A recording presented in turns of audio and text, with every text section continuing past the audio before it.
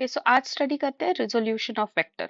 ठीक है। अब कब जरूरत पड़ी है वेक्टर्स की रिजोल्यूशन रिजॉल्व करने की। ठीक है। अब देखो दो चीजें हैं, इनको अच्छे से समझो। अगर आपका वेक्टर किसी भी एक एक्सिस के अलोंग है, ठीक है, इधर पॉजिटिव एक्स एक्सिस और निगेटिव एक्स एक्सिस और पॉजिटिव वाई एक्सिस या निगेटिव वाई एक्सिस और पॉजिटिव जेड एक्सिस या फिर निगेटिव जेड एक्सिस। अच्छा, इन तीनों अगर इन पर्टिकुलर डायरेक्शन में अगर वेक्टर्स है तब वेक्टर्स को रिजॉल्व करने की जरूरत नहीं होती। ठीक है। लेकिन अगर वेक्टर्स इन सब डायरेक्शन में ना होते हुए एक्स वाई जेड प्लेन में हो या फिर एक्स जेड प्लेन में हो, किसी भी प्लेन में अगर आपका वेक्टर है, ठीक है। ओके, सो फॉर एग्जाम्पल यहाँ पर मैं एक वेक्टर ड्रॉ कर रही हूँ। ठीक है। Let me draw this vector in this direction. ठीक है। लेट्स से ये आपका एक वेक्टर है, let me call it as R bar. ठीक है। आर बार वेक्टर ले लिया हमने। अब इस वेक्टर के रिजोल्यूशन होता है, वेक्टर जब भी रिजॉल्व होता है तो वो जनरली टू कंपोनेंट्स में रिजॉल्व होता है। ठीक है।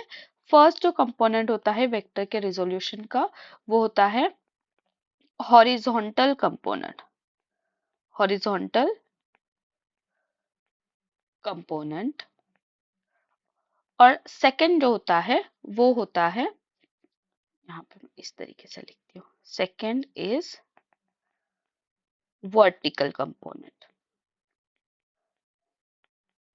Okay, horizontal component and vertical component. अब इस आर बार को किस तरीके से हम रिजॉल्व करेंगे, देखो ये होगा इसका horizontal component and this will B vertical component.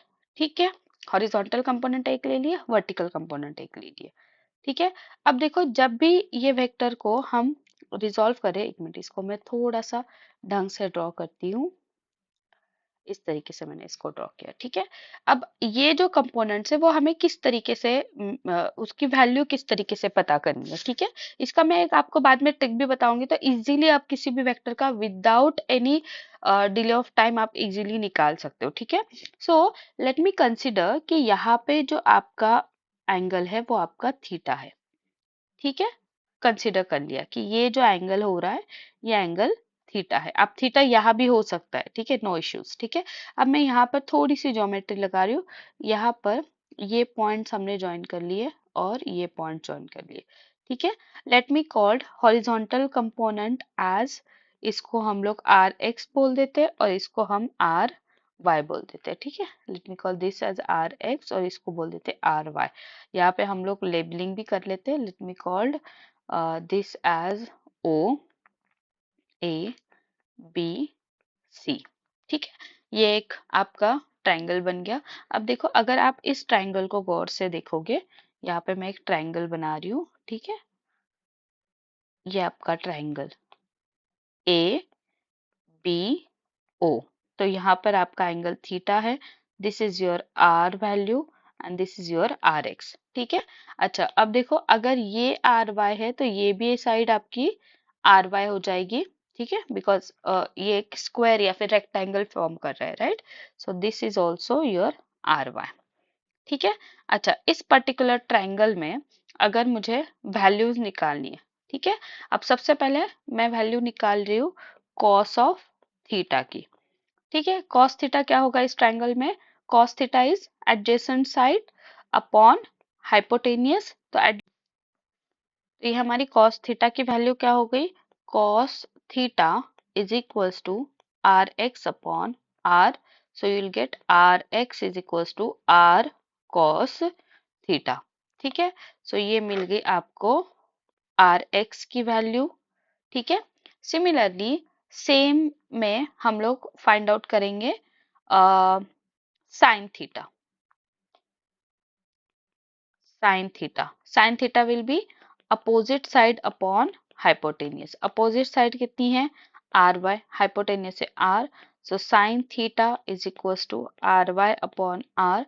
So this will be R sine theta is equals to R Y. ठीक है। सो आपको यहाँ पर मिल गई आर वाई की वैल्यू। ठीक है। So this component is nothing but R cos theta और ये कंपोनेंट आपका क्या हो गया, आर साइन थीटा। ठीक है। सो ये मैंने आपको इन डिटेल्ड पूरा अच्छे से बताई हो किस तरीके से हमें हॉरिजॉन्टल और वर्टिकल कंपोनेंट मिलते हैं। वेक्टर्स का रिजोल्यूशन जब भी होता है जनरली वो इन्हीं दो कंपोनेंट्स में होता है, एक हॉरिजॉन्टल कंपोनेंट होता है और एक वर्टिकल कंपोनेंट होता है। ठीक है। अच्छा, अब मैं देखो ध्यान से बता रही हूँ, एक ट्रिक बताने जा रही हूँ, ध्यान से सुनना। ठीक है। अच्छा, अभी आपका वेक्टर आर बार है। ठीक है, लेट्स से ये आपका थीटा है। तो थीटा के पास वाली जो भी साइड होगी वो होती है कॉस थीटा, और थीटा से दूर वाली या फिर अपोजिट वाली साइड जो होती है वो होती है साइन थीटा। अब किस तरीके से देखो, मैं यहाँ पर आपको प्रैक्टिकल करके बता रही हूँ किस तरीके से प्रैक्टिकली हम लोग, एक और एग्जाम्पल लेके बता रही हूँ मैं यहाँ पे आपको। ठीक है। अच्छा, ये एक्स और वाई एक्सिस मैंने निकाल ली हूँ। ठीक है। अच्छा, ये अगेन मैंने सेम वेक्टर निकालती हूँ ताकि आपको थोड़ी सी क्लैरिटी मिल जाए। ठीक है, ये मैंने निकाला आर बार। अब इस बार बस मैंने क्या की, यहाँ पर थीटा हमने यहाँ लिया था ना, मैंने बस थीटा यहाँ कर लिया। ठीक है। उस वक्त क्या होगा, अगेन आर बार के हमारे पास दो कंपोनेंट होंगे, एक होगा हॉरिजॉन्टल कंपोनेंट, एक होगा वर्टिकल कंपोनेंट। ठीक है। अब इस दफा ये वाला कंपोनेंट हमारा क्या बनेगा, this will be your R cos theta, और ये क्या बनेगा आर साइन थीटा। ये चीज क्यों हुई, बिकॉज हमने थीटा की पोजीशन चेंज कर दी। राइट। ओके। सिमिलरली अगर हम और कुछ एग्जांपल्स ले ले, ठीक है, और कुछ एग्जांपल्स लेके स्टडी करते हैं। अगर मान लो आपका वेक्टर कुछ इस तरीके से है। ठीक है, लेट्स से ये वेक्टर है, इसको हम एफ बार ले लेते हैं। ठीक है। सो वेक्टर अगेन रिजॉल्व होगा horizontal component vertical component. Right. So let's say this is your theta, तो ये बनेगा एफ कॉस थीटा, और ये बनेगा एफ साइन थीटा। इजी है। राइट। इस तरीके से हम वेक्टर्स का रिजोल्यूशन करते हैं। ठीक है, और कुछ एग्जांपल्स लेके चलते हैं, मतलब क्लैरिटी पूरी तरीके से आपको क्लियर हो जाएगा। ठीक है। अगेन मैं यहाँ पर एक्स एक्सिस निकाल रही हूँ। ठीक है, यहाँ पर मैं अगेन एक वेक्टर, देखो पहले रिजॉल्व करने का देखते हैं। ठीक है, अगर ये आपका वेक्टर है, let's say this is your vector, this is again your vector, this is your vector. ठीक है, इसको हम लोग बस लेबलिंग देते थे, let's say this is A bar, this is B bar, this is C bar and this is D bar. ठीक है, वेक्टर्स को रिजॉल्व करते हैं। पहले तो ए बार को रिजॉल्व करना हमने सीखे। राइट।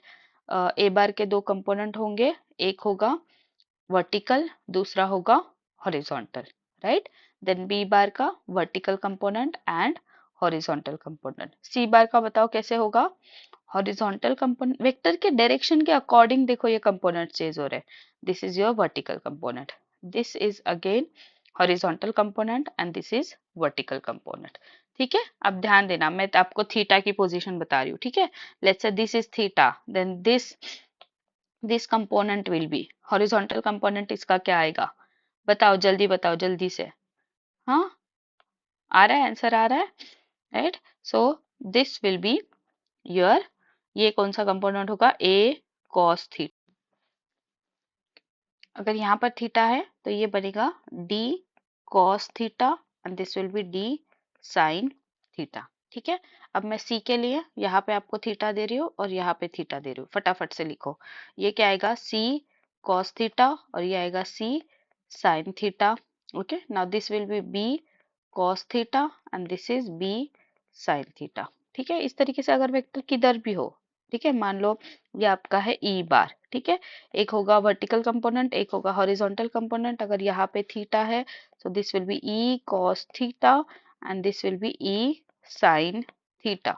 ठीक है, अगर अगेन अगर ये आपका e बार वेक्टर है, this will be your vertical component, this will be your horizontal component. अगर थीटा यहाँ पे है so this will B e cos theta, और ये होगा आपका e sin theta. So hopefully आपको ये अच्छे से अंडरस्टैंड हो चुका है। ओके।